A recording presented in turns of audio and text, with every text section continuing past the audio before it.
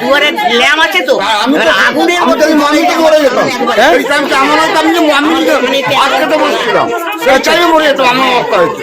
চরকাটা কিভাবে ভয়ঙ্কর ভাবে পড়েছে সেটা আপনারা সরাসরি দেখতেই পাচ্ছেন যে পুরো এই জায়গাটা পুরো খাবলি তুলে নিয়েছে। রাখলি এটা দেখো, দেখতে পাচ্ছ সরাসরি শ্যাম ভাই তোমাদের দিকে দেখাচ্ছি। এই চরকা পড়ে মানুষের ঘর ভেঙে গিয়েছে। শ্যাম ভাই সরাসরি তোমাদের দিকে এই দৃশ্য দেখাতে চলেছি। তো চলুন সরাসরি সেই সিনটা দেখার জন্য মানুষ কিন্তু বিভিন্ন দূর থেকে ভিড় করছে। এত মানুষ কিন্তু দূর দূরান্ত থেকে সবাই দেখতে গেছিল এই যে চরকা পড়েছে ঘরে আসুরালিতে। আসুরালি একজনের বাড়িতে চরকা পড়ে ঘরটা নাকি পুরো ভেঙে গিয়েছে একদিক। তো সেটাই দেখানোর জন্য মানুষ কিন্তু বিভিন্ন জায়গা থেকে যাচ্ছে। আমরাও শোনার পরে জিনিসটা কখনো দেখিনি যে চরকা পড়ে কেমন ক্ষতি হয়। আগে সেটা দেখার জন্যই চলে এসেছি। দেখতে পাচ্ছেন এটা আসুরালি ফুটবল মাঠ। এইদিকে চরকা এইদিকে পড়ছে তো কি করতেছ ওইদিকে। তো চলো বন্ধুরা আমরা চলে যাচ্ছি বাড়ি এইদিকে। তো প্রিয় দর্শক, চাঞ্চল্যকর ঘটনা আপনাদের দিকে সরাসরি দেখানোর জন্য আমরা এই জিনিসটা যাচ্ছি। দেখতে পাচ্ছেন এই কাকা লুঙ্গি পরেও যাচ্ছে সেই জিনিসটা দেখার জন্য।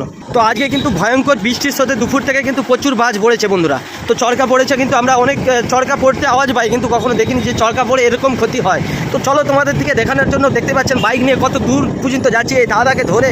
অনেকটাই উনি গাড়ির তেল পুরাচ্ছে আর কি আপনাদের দিকে সরাসরি দেখাচ্ছি। দেখতে পাচ্ছেন এই ছেলেগুলোও যাচ্ছে। বলছি এখানে ও মাসিমা এখানে বাড়িতে একজনদের বাজ পড়ছে, আর একটু যেতে হবে না? উত্তম কি বেশ। আচ্ছা উত্তম সাঁতরার বাড়িতে যে বাজ পড়ছে ঘটনাটা কোথায় হয়েছে? ওই তো এই কখন হয়েছে ঘটনাটা? ঘটনাটা হয়েছে দুপুর 1:30টার সময় যে ভয়ঙ্কর বৃষ্টিটা হয়েছে তখনই হয়েছে। তখন হয়েছে। আচ্ছা।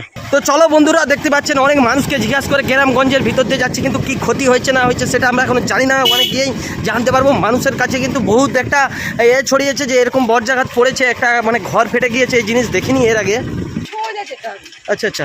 তো প্রিয় দর্শক দেখতে পাচ্ছেন অনেক ভিতরে চলে এসেছি শ্যাম ভাই তোমাদের দিকে আজকে এই জিনিসটা দেখানোর জন্য।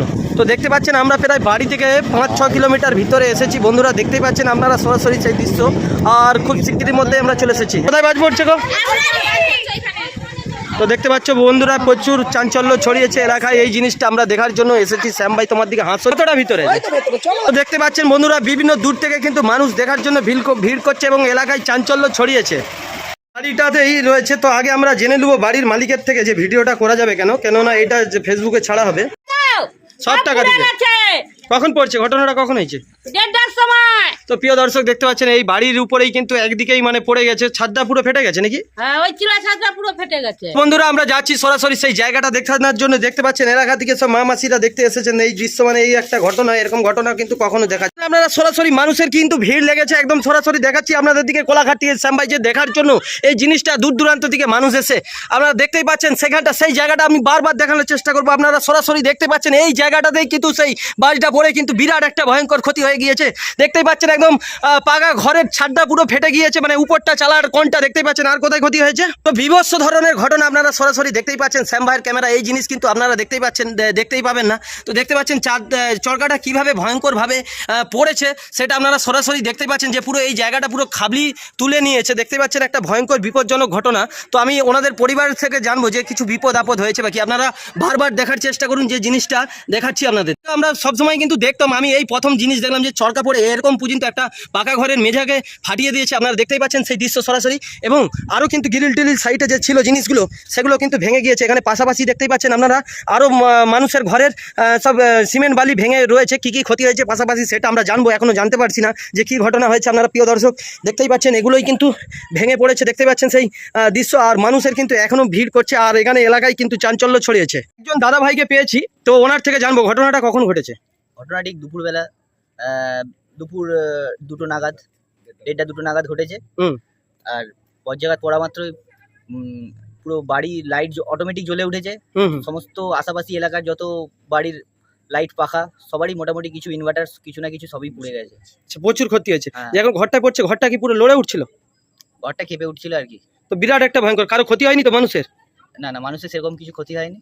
ঠিক আছে, পাচ্ছেন এটাই সেই জায়গা। আজকে আমরা কিন্তু এই জিনিসটা দেখানোর জন্য আপনাদের দিকে আসলাম। তো চরকা পোড়া অনেক শুনতাম, কিন্তু এই প্রথম আমার লাইফে আমি দেখলাম যে চরকা পড়ে এরকম পাকা ঘরকে ফাটিয়ে দেয়। সেই দৃশ্যটা আপনারা সরাসরি দেখতেই পাচ্ছেন। সত্যি একটা খুব দুঃখজনক ঘটনা। এটা যদি কোনো মানুষের মাথায় পড়তো হয়তো জানি না এখন কি বিপদ ঘটতো। আপনারা সরাসরি দেখতে পাচ্ছেন এলাকায় কিন্তু একটা চিন্তার ভাঁজ মানে রয়েছে মানুষের মধ্যে। দেখতে পাচ্ছেন একটা আতঙ্কিত যে চরকা পড়ে যে ক্ষতি হয়েছে। তো এখানে স্থানীয় সব দেখতে পাচ্ছেন এলাকায় মানুষ কিন্তু প্রচুর ভিড় করছে। কোলাঘাট পার্শ্ববর্তী এলাকা আসুর আলী। আমি শ্যাম ভাই জানবো যে এই ঘটনাটা যখন হয় আপনারা কোথায় ছিলেন? সব বাড়িতে ছিলেন না কোথায় ছিলেন? বাড়িতেই ছিলাম আমরা, বাড়িতে ছিলাম। তখন কটা দুটো 1:30-2 বাজবে। আচ্ছা, সেই সময়টাই জোরদার পড়েছে। পড়ার সঙ্গে সঙ্গে লাইট ফাইট সব একদম আমাদের পাখা টাকা সব পুড়ে গেছে। সব পুড়ে গেছে। পুড়ে গেছে। তো ঘরটার কি প্রচুর লড়ে উঠছিল? হ্যাঁ। আপনার নামটা কি? আমার অসম সাঁতরা। আপনারা এখন কি চাচ্ছেন? এখন চাইছি আমার পাখা টাকা পুড়ে গেছে, ল্যাম্প ট্যাম্প পুড়ে গেছে, তার তো ক্ষতিপূরণ দিতে হবে। সে তো অবশ্যই। হ্যাঁ, সেই তো কোন হ্যাঁ, আপনাদের কি পুড়ছে? আমাদের 3 চালা ছেড়ে ওই যে পাশের বাড়িতে আবার তো আমার ভাইয়ের বাড়িতে তার তো ল্যাম্প পাখা টাকা সব কিছু পুড়ে গেছে। তা বলতে চাচ্ছেন কি এখন গোটা প্রায় কম বেশি এই পাশাপাশি তো ঘর দেখতে পাচ্ছি সবারই ক্ষতি হয়েছে। সবাই ল্যাম্প হ্যাঁ, করছে, সব। কি চাচ্ছেন আপনারা সব?